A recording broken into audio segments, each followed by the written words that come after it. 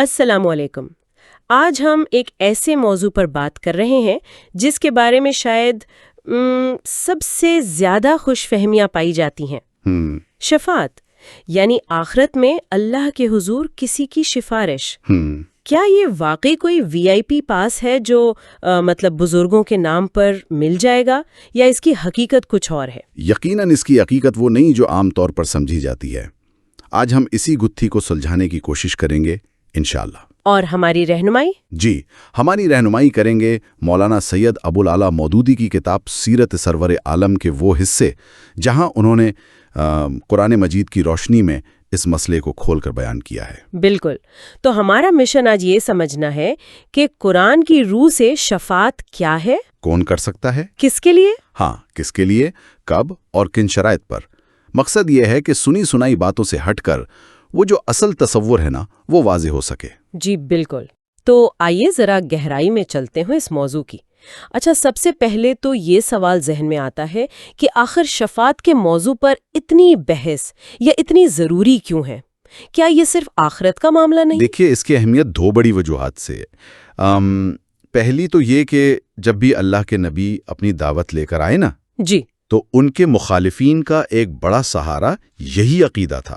وہ سمجھتے تھے کہ ہمارے بزرگ ہیں، ہمارے دیوی دیوتا ہیں یا کچھ مقرب ہستیاں ہیں، وہ اللہ کے ہاں ہماری سفارش کر کے ہمیں بچا لیں گی، چاہے ہمارے عقائد جیسے بھی ہوں، اعمال جیسے بھی ہوں۔ اچھا، قرآن نے اس گمراہ کن خیال کی آپ سمجھیں کہ جڑ کاٹی ہے۔ یعنی یہ صرف مسلمانوں کا مسئلہ نہیں، بلکہ تاریخ میں اگر دیکھیں تو شرک اور کفر کی ایک بڑی بنیاد یہ غلط تصور رہا ہے۔ بالکل بالکل۔ اور دوسری اہم وجہ یہ ہے کہ خود قرآن و سنت سے یہ بات ثابت ہے۔ اچھا جی، کہ قیامت میں اللہ تعالیٰ اپنے انبیاء اور صالح بندوں کو اجازت دیں گے کہ وہ اپنے ان پیروکاروں کے حق میں سفارش کریں۔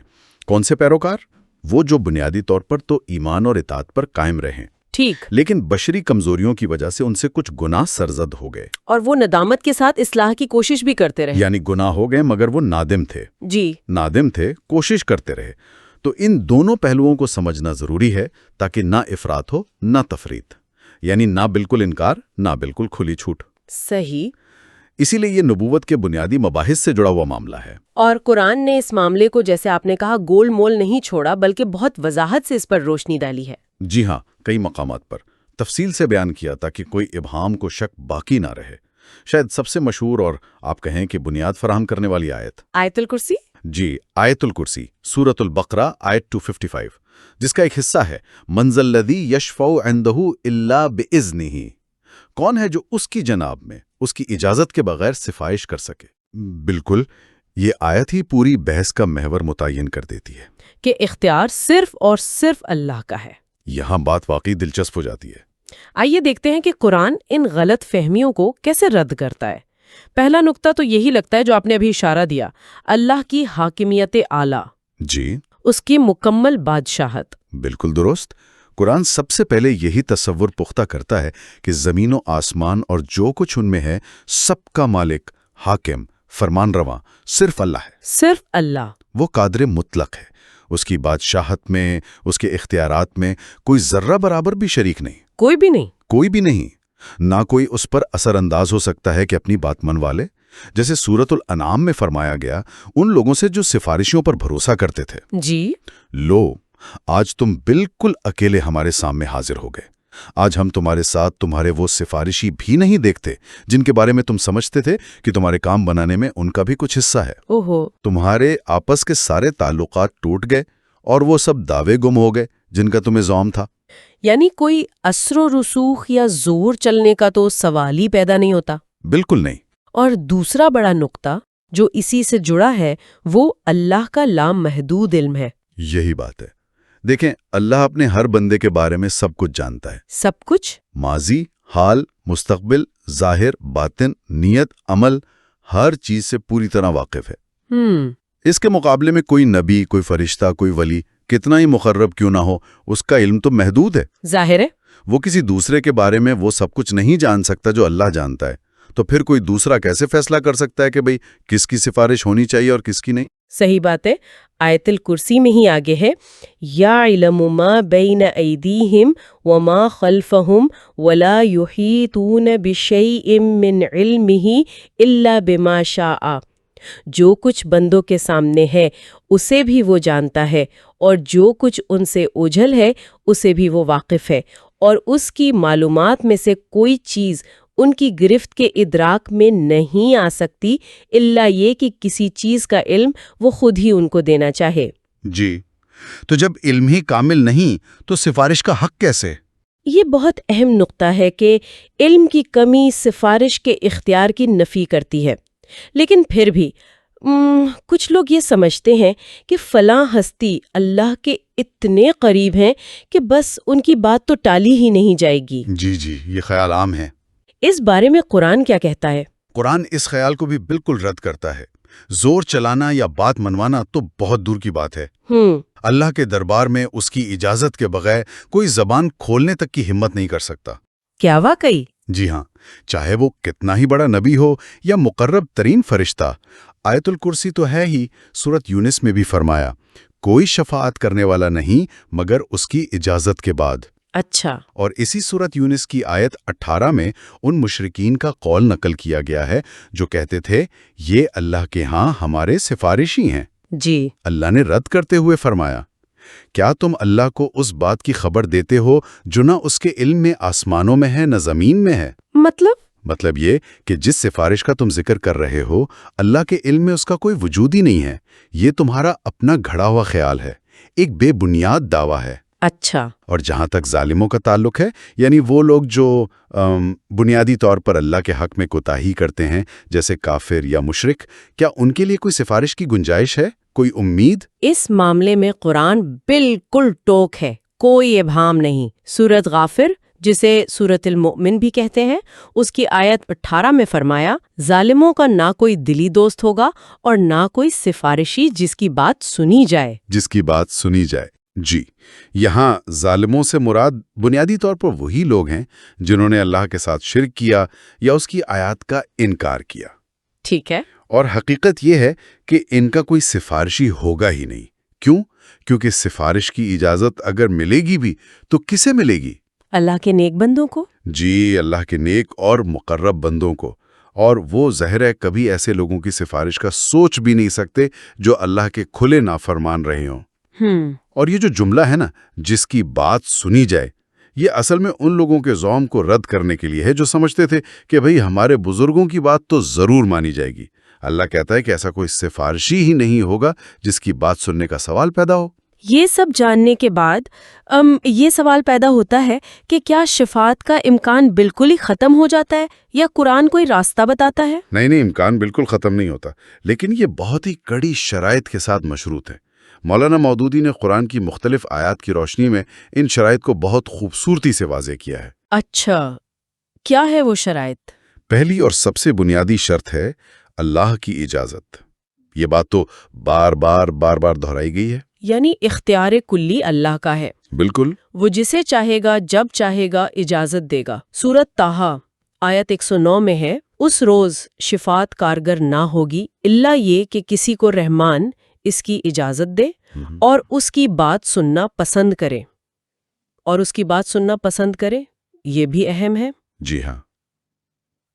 اسی طرح سورت النجم آیت 26 اور سورت مریم آیت 87 میں بھی یہی مضمون ہے. تو پہلی شرط اللہ کی اجازت. ٹھیک، پہلی شرط اللہ کی اجازت ہوئی. دوسری شرط کون کر سکے گا سفارش؟ کیا کوئی بھی جسے اجازت مل جائے؟ دوسری شرط یہ ہے کہ سفارش کرنے والا کون ہوگا. صرف وہ جسے اللہ کی طرف سے باقاعدہ اجازت نامہ یا پروانہ ملے گا. اچھا، پروانہ. جی، مطلب ایک آتھورائزیشن. ہاں.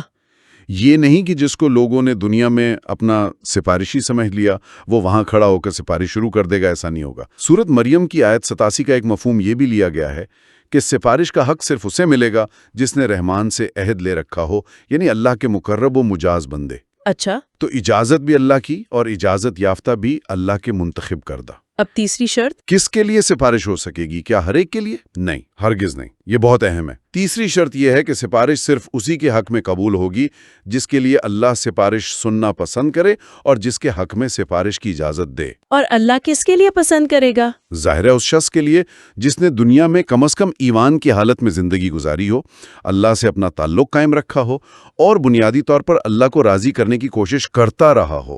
یعنی نیت اور کوشش دیکھی جائے گی۔ جی ہاں، اس سے گناہ ہوئے ہوں، کمزوریاں ہوں، لیکن وہ توبہ کرتا رہا ہو، یا کم از کم کبیرہ گناہوں سے۔ کبیرہ گناہ جیسے بڑے گناہ، شرک، قتل ناحق، زنا، سود خوری وغیرہ، ان سے بچتا رہا ہو اور چھوٹے گناہوں پر اصرار نہ کیا ہو۔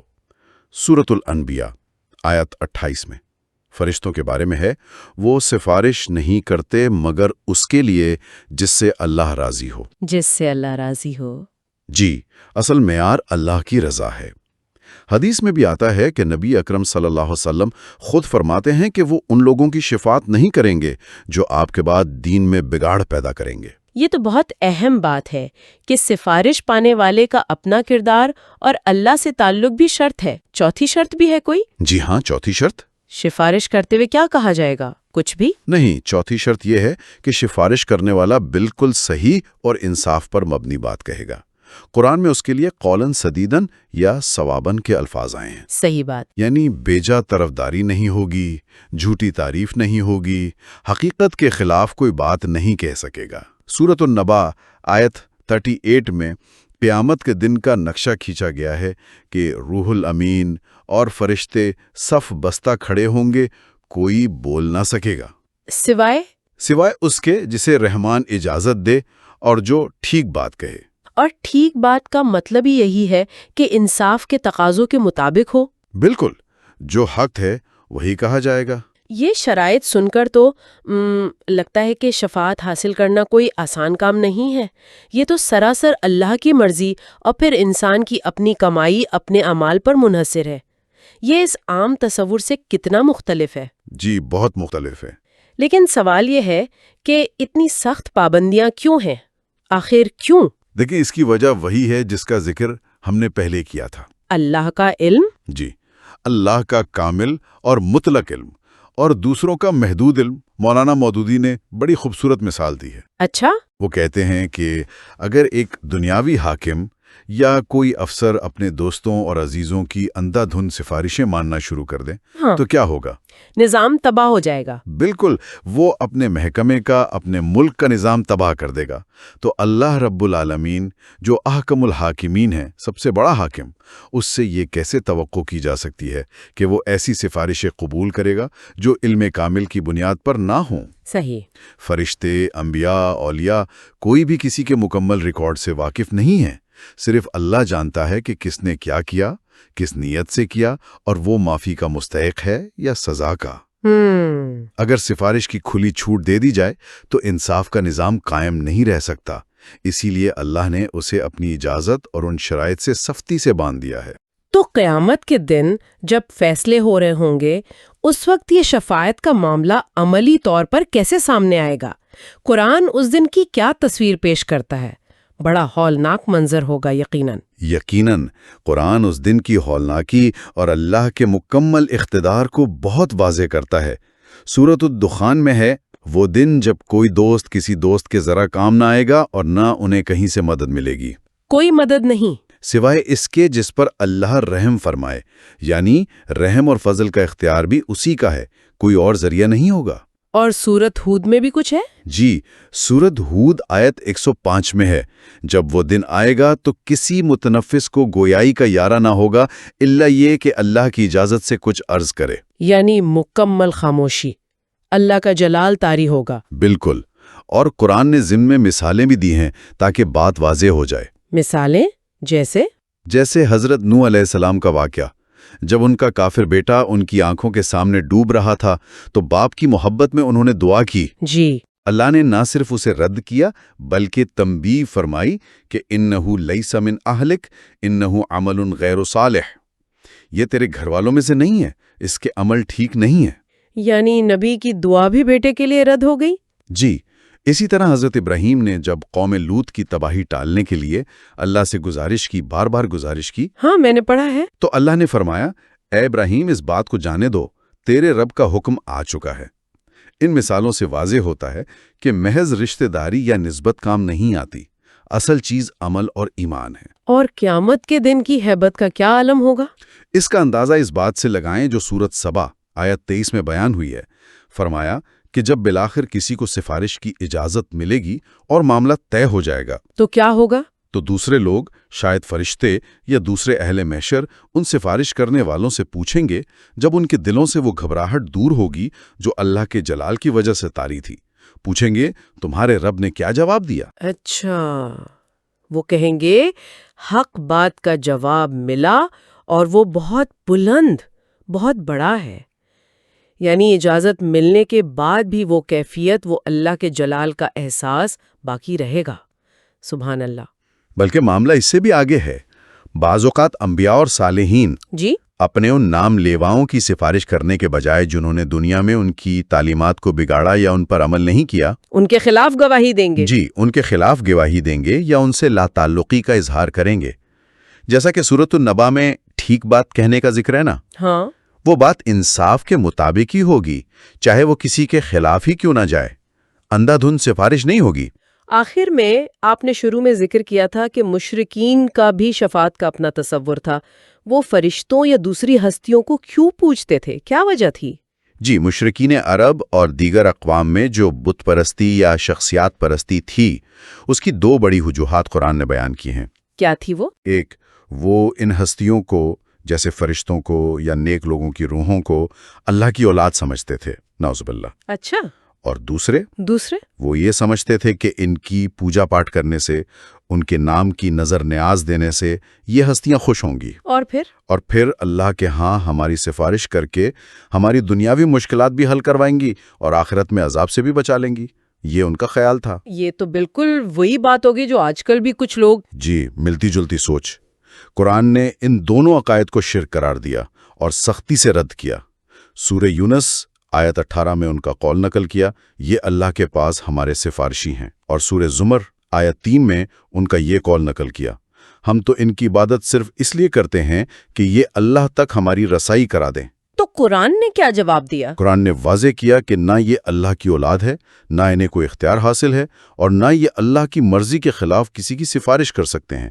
یہ سب بے بنیاد وہم ہیں۔ تو آج کی اس ساری گفتگو کا نچوڑ، خلاصہ یہ نکلا کہ اسلام میں شفاعت کا تصور موجود ہے، یہ ایک حقیقت ہے، لیکن یہ اللہ کی مکمل حاکمیت، اس کے لامحدود علم اور اس کی حتمی اجازت کے تحت ہے۔ بالکل۔ یہ کوئی ایسا حق نہیں جو کسی کو بس مل گیا ہو، نہ ہی کسی کے اثر و رسوخ کا نتیجہ ہے، بلکہ یہ خالصتاً اللہ کا اختیار اور فضل ہے۔ جی، فضل ہے جو وہ اپنی حکمت اور انصاف کے مطابق کچھ خاص شرائط پوری ہونے پر خاص لوگوں یعنی انبیاء و صالحین کو، جی، خاص لوگوں یعنی اہل ایمان جن سے اللہ راضی ہو، ان کے لیے عطا کرے گا۔ یہ کسی بزرگ سے محض نسبت یا تعلق کی بنیاد پر ملنے والی کوئی گارنٹی نہیں ہے۔ بالکل درست کہا آپ نے۔ اور سب سے اہم سبق میرے خیال میں یہ ہے کہ نجات کی اصل بنیاد وہ کیا ہے؟ وہ انسان کا اپنا ایمان، اپنا عمل اور اللہ کے ساتھ اس کا ذاتی تعلق ہے۔ شفاعت ایک اضافی انعام یا رعایت تو ہو سکتی ہے، مگر کامیابی کا اصل راستہ اپنی محنت اور اللہ کی رحمت سے ہی طے ہوتا ہے۔ ہمیں اپنی ذمہ داری خود قبول کرنی ہوگی، دوسروں پر تکیہ نہیں کرنا۔ اور یہیں ہم اپنے سننے والوں کے لیے ایک سوچ چھوڑ جاتے ہیں۔ آج کی ساری گفتگو کے بعد، جہاں اللہ کے انصاف، اس کے علم کامل اور انسان کی اپنی ذمہ داری پر اتنا زور ہے، جی، شفاعت کا یہ مشروط تصور ہمارے روزمرہ کے دینی رویے پر کیا اثر ڈالتا ہے؟ کیا یہ ہمیں اس بات پر آمادہ نہیں کرتا کہ دوسروں پر سہارا کرنے یا غلط امیدیں باندھنے کے بجائے ہم اپنی اصلاح، اپنے اعمال کی درستی اور اللہ کے ساتھ اپنے تعلق کو مضبوط کرنے پر زیادہ توجہ دیں؟ یقیناً۔ اس نقطے پر غور کرنا شاید آج کی گفتگو کا سب سے بڑا حاصل ہو۔